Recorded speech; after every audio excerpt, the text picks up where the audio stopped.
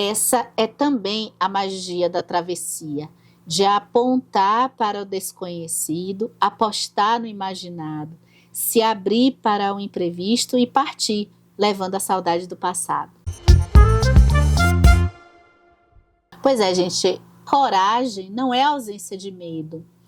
E esse acho que é um dos livros mais lindos do mundo que eu falo. Porque ele é um livro, o que a gente tem aqui do relato dessa menina, dessa moça tão novinha, 24 anos, que resolve atravessar o Atlântico num barco sozinha. No começo, o que me levou a esse livro muito é essa frase que eu usei, que a coragem não é a ausência de medo.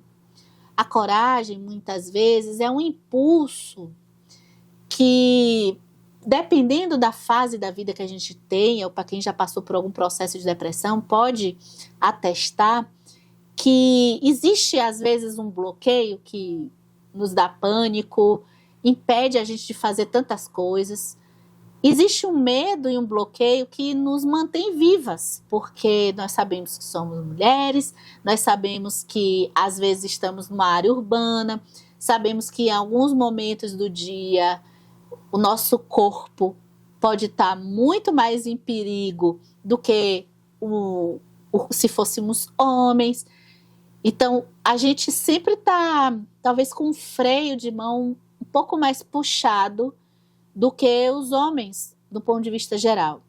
Também em crianças, pessoas mais jovens podem ter o impulso de fazer algumas coisas mais do que nós, talvez aí, mulheres 40 a mais, segura aqui na minha mão, né? Então, eu acho que perceber a trajetória da Tamara Klink pode ajudar, pode ser que ajude você, assim como me ajudou, a refletir sobre, primeiro, a grandiosidade e o desenvolvimento que é estar sozinha, mas é estar sozinha com uma rede de apoio. O quanto maravilhoso é atravessar situações de tormenta e fazer coisas que a gente tem que enfrentar algo para o mundo, né? Fazer coisas direcionadas ao mundo. A travessia de você sair dali da Europa e descer ali, ela sai da Noruega, se eu não me engano, ela desce, vai para Portugal e depois atravessa o Atlântico, ela é a primeira mulher a fazer isso sozinha, me parece mais uma atitude meio, assim, totalmente meio suicida e inconsequente. Pelo menos no começo, quando eu comecei a ler. É algo que, gente, o que leva ela a fazer isso? Bem, eu já conhecia a origem da Tamara Klink. Tamara Klink, acho que você já ouviu esse sobrenome. Acho que tem a família Klink. O Amir Klink, que é o pai dela, também era velejador. Velejador, não sei se a gente pode dizer velejador, mas era a família Klink, é uma família que já viveu assim no mar. E de cara a gente já percebe de onde vem essa decisão da Tamara Klink de, olha, eu vou fazer isso, eu vou pegar um barco, eu vou construir assim, né? Eu vou meio que pegar, ela não tinha tanto recurso financeiro, mas ela foi apelando também para algumas coisas ligadas a empresas que poderiam ajudá-la, porque a história de alguém que decide atravessar o Atlântico pela primeira vez, sendo mulher, já é promissora, assim, de ser depois uma história muito bem vendida, né? Quem já viajou sozinha, talvez se você for homem também, né? Pode ser.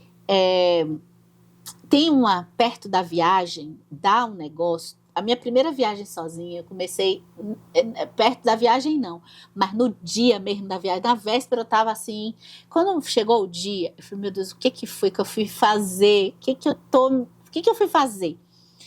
Foi com 21 anos, né? E eu fui estudar fora, sozinha.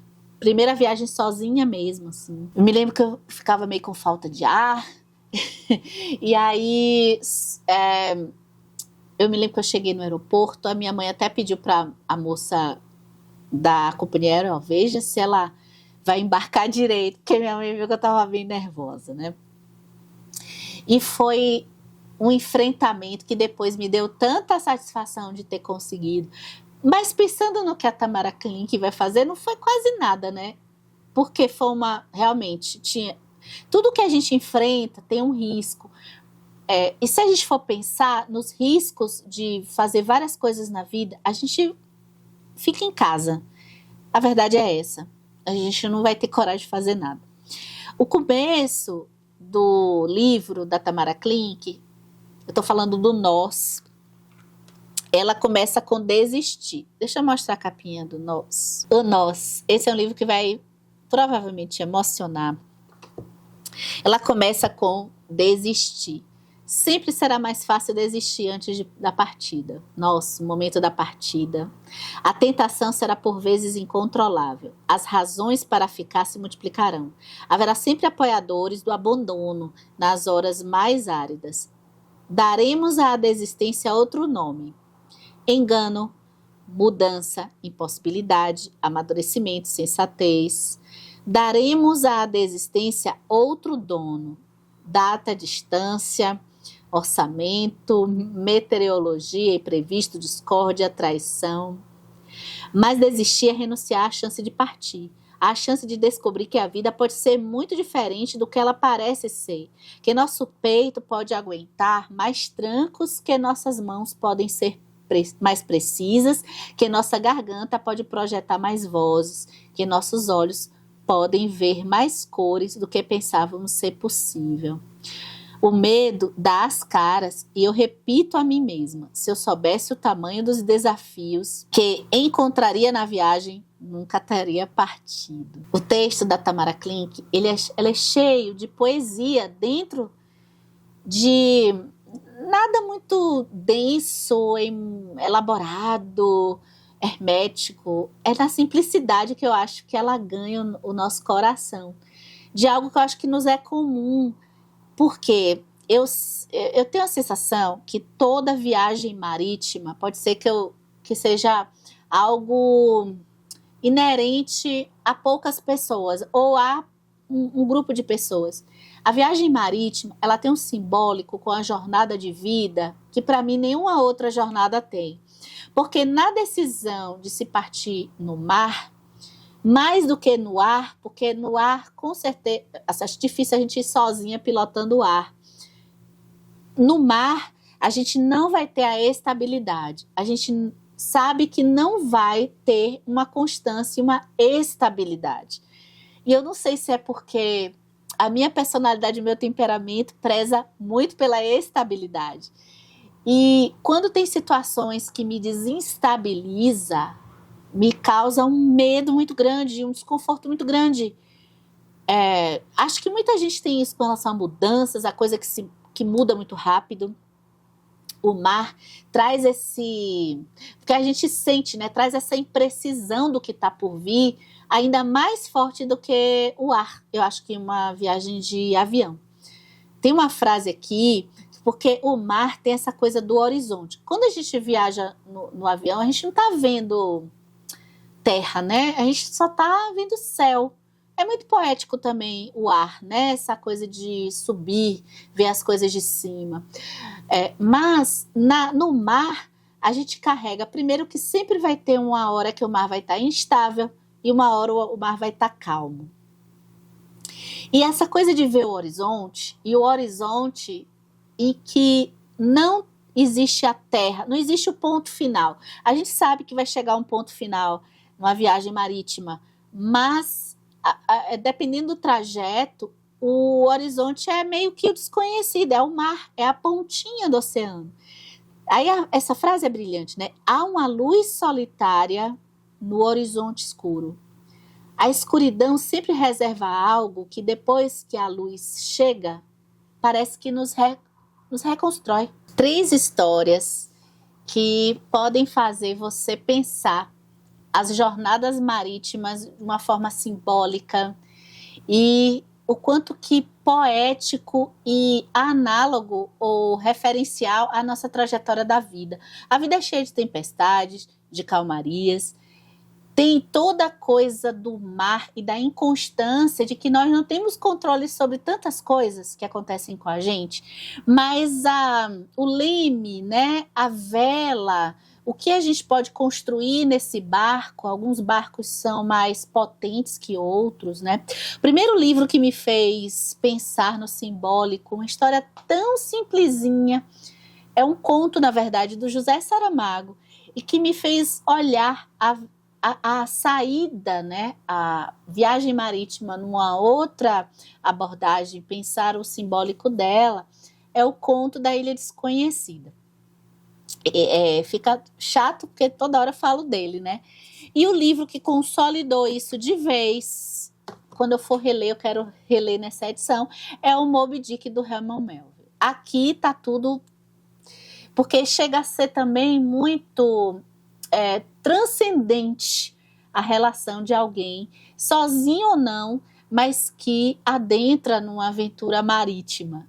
E o tempo todo a gente percebe os paralelos, inclusive aqui tem uma das passagens mais bonitas quando eles estão, o Ismael e o Queequeg estão saindo da terra, né? E quando ele começa a falar da importância de se viajar, de se distanciar da terra firme, para que as coisas fiquem mais claras. Quando a gente vê, eu sinto muito isso quando eu estou decolando e pousando no avião. A gente vê meio de longe, parece que acontece uma coisa meio mística, em que os problemas cotidianos que a gente estava se esquentando todo dia, ficam tão pequenininhos quando a gente se distancia.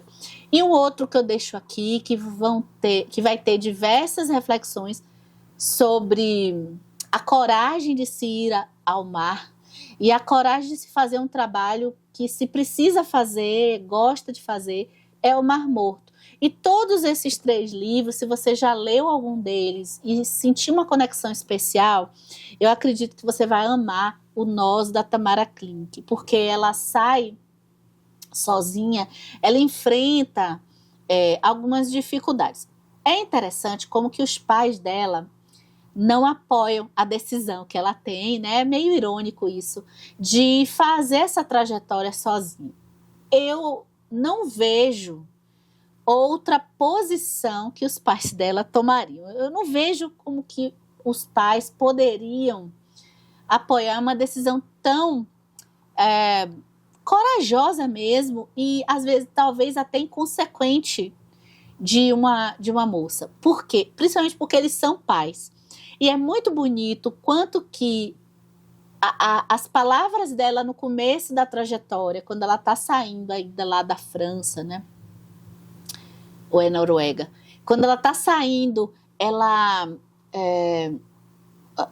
o pensamento dela ter a ajuda de alguns amigos da idade dela e que ela quis enfrentar, a coragem foi ainda maior de não ter tido o apoio necessário dos pais, mas os pais estiveram sempre ali no momento que ela desistisse ou que ela precisasse de ajuda.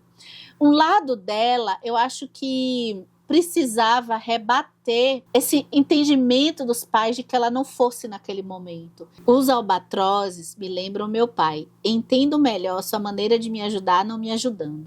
Ele sabia os gestos necessários para ir longe, mas não voaria por mim. Não estaria comigo no mar.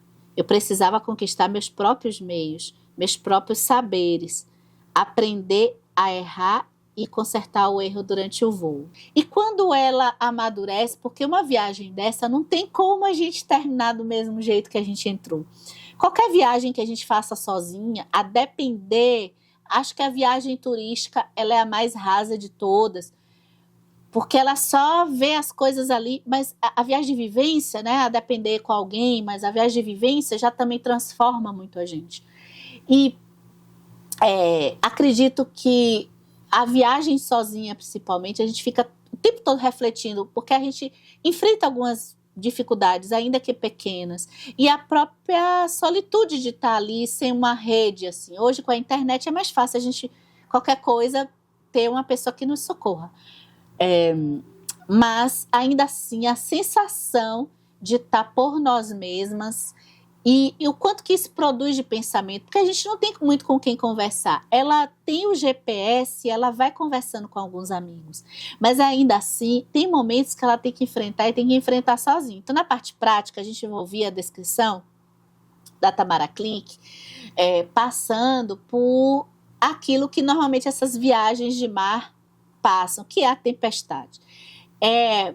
Ela não pode dormir em algumas situações, ela passa às vezes dias sem dormir, ou dormindo poucas horas. Isso mexe com o organismo dela, a própria condição do corpo dela na alimentação e nas atividades dela durante o dia, porque ela tá ali só, não tem muito o que fazer, gente. Então, ela começa a perceber quanto que quando ela, às vezes, no começo da viagem, ela porta em algum lugar e come uma comida mais variada, o corpo reage porque estava acostumado a comer a mesma coisa.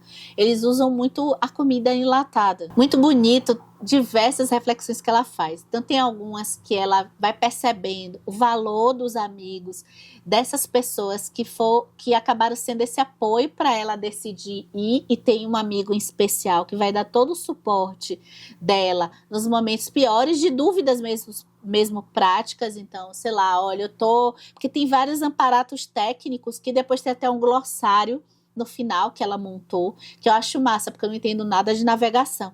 Então, todos esses amparatos técnicos, que ela vai falar aqui, ela tira dúvidas, olha, eu tô com não sei quanto, sei lá, da minha vela eu troquei por essa, e agora como é que tá o vento? Então tinha um amigo dela que estava sempre ali, porque ela tinha uma comunicação de GPS, e às vezes ela estava em locais que tinha sinal de celular, quando ela estava pelas costas. Quando ela vai fazer o cruzamento do Atlântico, é que ela não tem sinal nenhum. Os momentos mais desesperados da Tamara Klink são elaborados de uma forma em que eu achei bem interessante, e eu me identifiquei com alguns momentos, não no mar, mas na minha vida mesmo, porque os momentos do desespero em que e que ela dizia que eu acho que eu vou desistir, eu acho que eu vou entregar as pontas, quando passava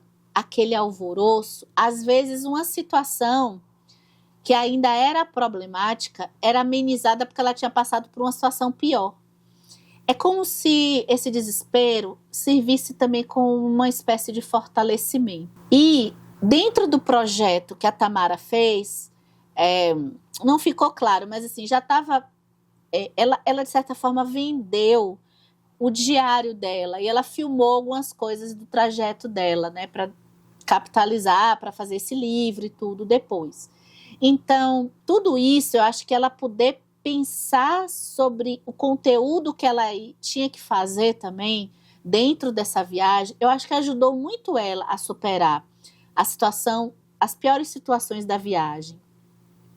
E a gente também tem momentos muito contemplativos, porque a viagem, como ela, em determinados momentos, vê a natureza em volta, vê o céu estrelado, ela parece que tem uma espécie de conexão bonita, porque ela poderia até entrar em desespero, somente pelo fato dela estar ali só, mas em alguns momentos ela se sente muito bem por estar ali vivendo aquilo sozinha, pensando na própria vida, nas pessoas à volta dela, e muitas vezes valorizando coisas mais ainda, por conta dela estar distanciada e refletindo de uma forma totalmente solitária. E uma coisa interessante é que ela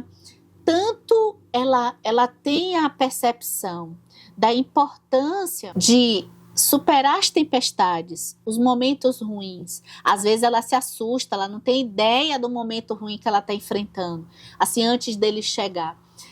Como também a calmaria, né?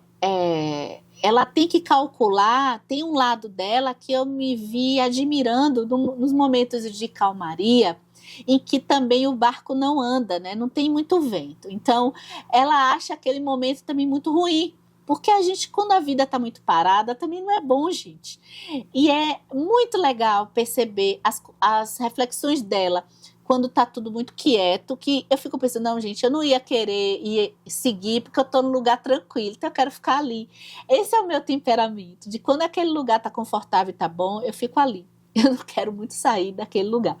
Mas ela tem a consciência de que para ela atravessar o que ela precisa sair também no ambiente de calmaria. Ela vive ela descansa um pouco, mas ela quer sair logo. Então, todas essas reflexões permeiam o livro. A amizade nasce da afinidade, mas amadurece na necessidade. Vou levar a lembrança desse dia por toda a travessia em diante. No mar estarei a sós, mas não sozinha. E quando está chegando perto do final? Gente, grandes trajetórias, muitas vezes, por mais duras que sejam, a gente estando sozinha, fica parecendo assim, quero chegar rápido. Tamara Klink, ela não tem a noção do tempo, me parece, próxima do que uma pessoa da idade dela teria. Que é a noção de já querer chegar, porque ela poderia querer dar o check, fiz a travessia, mas quando vai chegando perto de terminar, ela tem um efeito que eu tenho também, mas um pouco com livros, e algumas coisas, que é, quando depois que a gente pegou aquele impulso de enfrentamento inicial, depois que a gente passou muitas vezes por um momento de monotonia, de maluquice, aí vai chegando no final, parece que a gente não quer que termine, e ela sente um pouco isso também. É isso, gente, eu acho que ler a Tamara Klink é pensar numa coragem. Eu fui entendendo durante a travessia de como eu fui percebendo as razões dela ter passado por isso. Acho que pensando na conjuntura familiar dela, pensando no modelo de comportamento que ela deve ter tido, né, de influência que ela deve ter tido da família, acho que não foi tão maluco assim a decisão que ela tomou. Ela teve um suporte ali, de certa forma, em volta, né? Então eu passei a ver esse enfrentamento proporcionalmente, não que igual a todo mundo fazer isso, né? Proporcionalmente a alguém que se coloca a fazer uma coisa inédita na sua vida, que precisa de coragem, que tem um certo risco, mas que a gente quer atravessar.